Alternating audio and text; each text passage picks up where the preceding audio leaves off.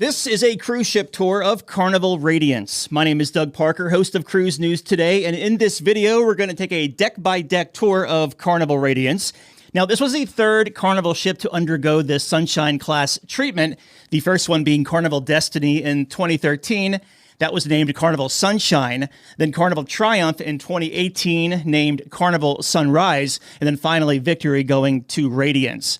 Now, there were a lot of changes that took place during this $200 million refurbishment, especially in the areas of food and beverage.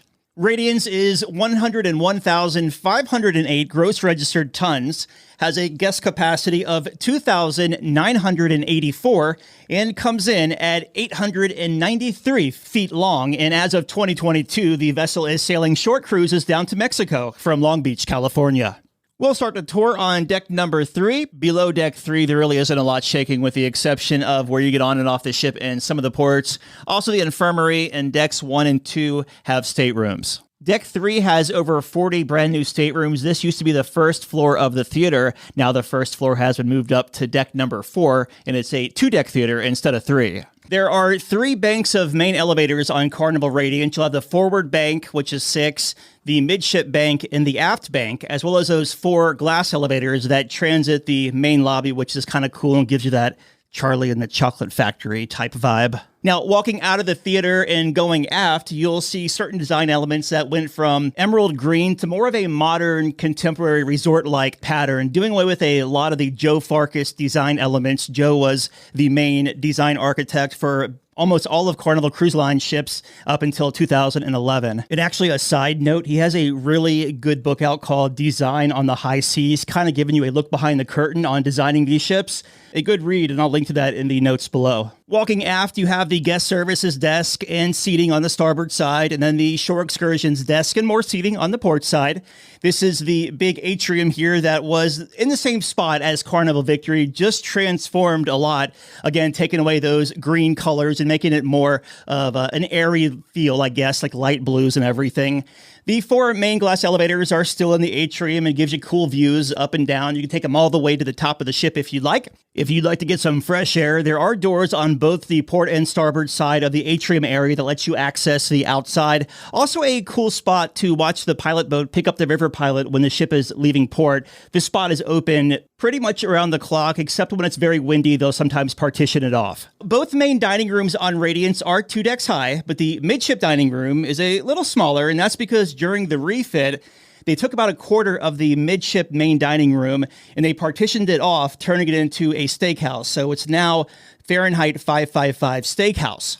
Of course, the steakhouse is an extra for-fee venue, so that's FEE on Carnival Radiance, and that's about $42 per guest at the time of broadcast. So dividing the midship dining room and the aft dining room is the galley. So if you wanted to go from one dining room to another, you'd either have to go up a deck or down a deck, then go to the dining room you're trying to get to because it's blocked off with the center section being the galley there. Also worth noting that the aft main dining room, that's the one that you can get some really killer views, especially sunset views, if your dining is at the right time. So if you want to sit by a window, maybe worth asking the maitre d' on embarkation day, maybe slipping him a 20 or so to get you some prime seating.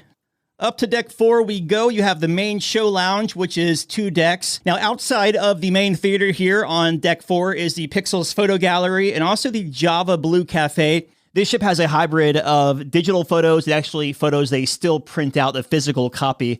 And then Java Blue Cafe, which is Carnival's coffee shop that has its own dedicated space here. You can find coffee, boozy drinks, energy drinks, as well as donuts and such. Heading aft from Java Blue, you have the main dining room there, the midship one, and then the Punchliner Comedy Club, which is also called the Limelight Lounge. This is one you'll want to get to early. If there's a 10 o'clock show, you might want to line up around 9:30 because it gets tight in there. And if you don't get a good seat, you'll be watching them perform on the screen without a view of the actual comedian. Stepping outside of the lounge and walking aft, you'll walk into the main dining room. Now, one of these main dining rooms are used for anytime dining, and the other is used for traditional dining. Up to deck 5, the back of the ship, they added more staterooms back here, some aft balconies, some balconies, and interior rooms. Otherwise, not much shaken back here, but as we walk forward, we'll see the piano bar, which is enclosed in this really cool glass room. Also, the Alchemy Bar is right to, if you're coming out of the Piano Bar, you'll basically dead end right into the Alchemy Bar. And if you keep walking forward, you're going to have the Red Frog Pub. There's games in here. Also, of course, a big bar, plenty of seating, live music at night as well. There's a lot happening in this entire area. Making our way forward is Bonsai Sushi, which is located right off the promenade. Here you can sit down at a table or sit against the sushi bar where the chef prepares your fresh sushi rolls right in front of you. This is an a la carte specialty venue. It's not too pricey. It's probably a few bucks each for like a spicy tuna roll or whatever you want to get there. The casino is right in the middle of Deck 5 on both the port and starboard side with the casino bar in here as well. You'll have table games, slots, electronic tables, coin pushers, and that infamous cash claw, which I did win $500 a couple of sailings ago. In fact, if you've ever won anything from the cash claw, let me know in the comments below, although I probably blew the $500 trying to win another $500. On the port side, just forward of the casino, is the Heroes Tribute Bar. This used to be the sports bar on the ship, and it still kind of is a sports bar. There's TVs and stuff in here, but it's more themed around paying homage to both the men and women who have served and currently serving in their families. Also a place to meet and chat. There are themed drinks in here, and it's a very patriotic space overall. This used to be the EA Sports Bar. Just opposite on the starboard side is the Warehouse Arcade, where if you aren't careful, you can rack up a big bill playing basketball, air hockey, or trying to win an iPad.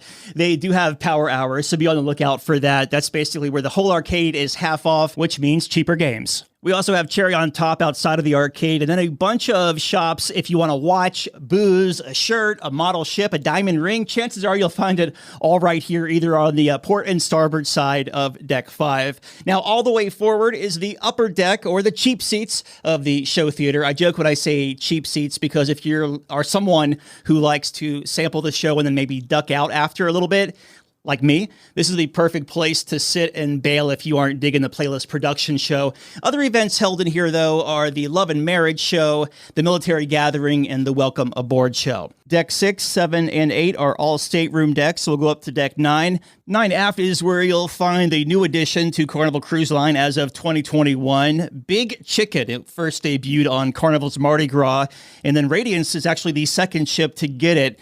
Now, Big Chicken is included in the price of your cruise.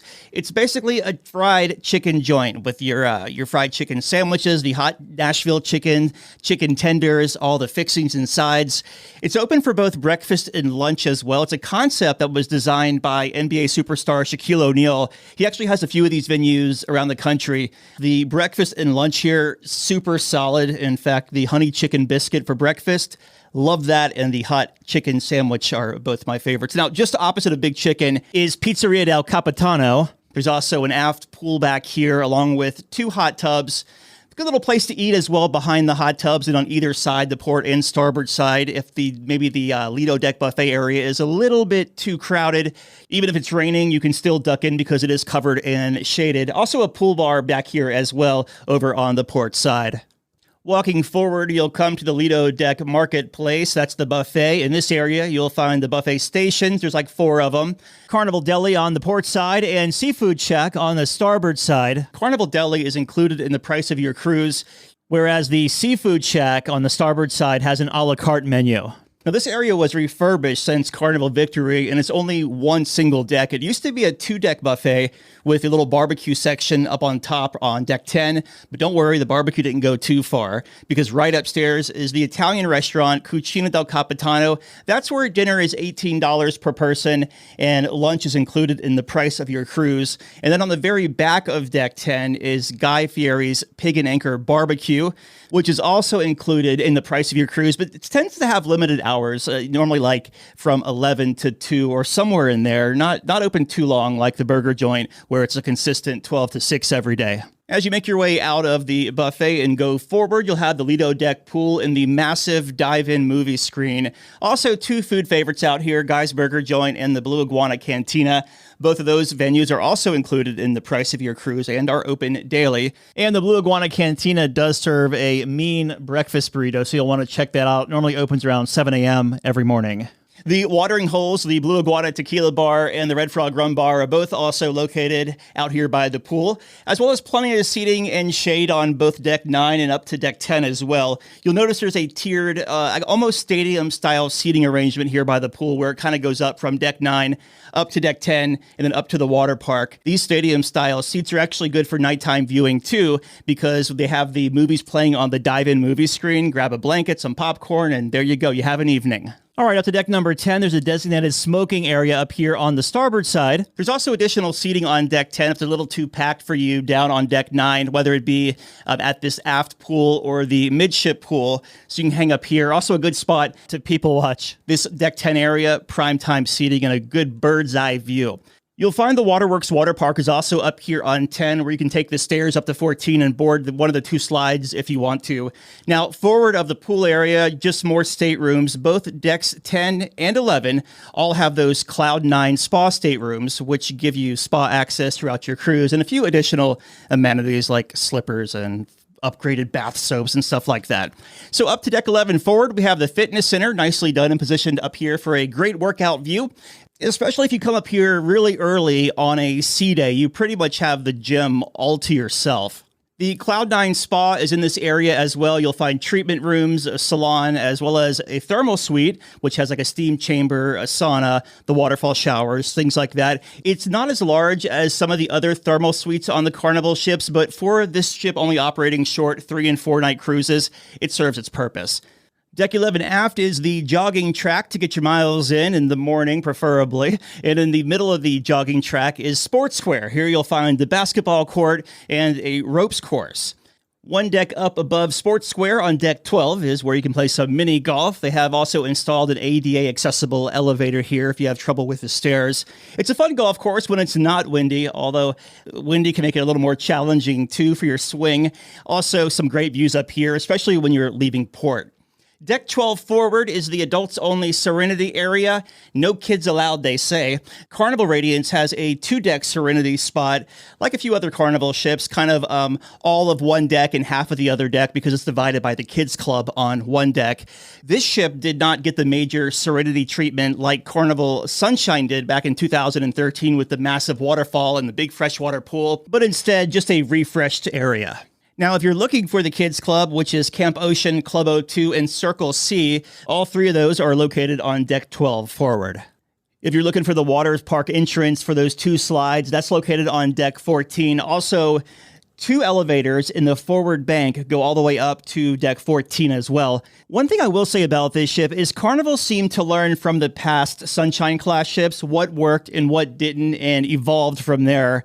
What do you think about Carnival Radiance? Would you personally book it or have you sailed it? Let me know in the comments below, and thank you so much for watching. Hey, it's Doug Parker, and thanks for watching the Cruise Radio YouTube channel. You can find more interviews, ship tours, and stories by subscribing to our channel, and as always, breaking news at cruiseradio.net. Thank you so much for watching.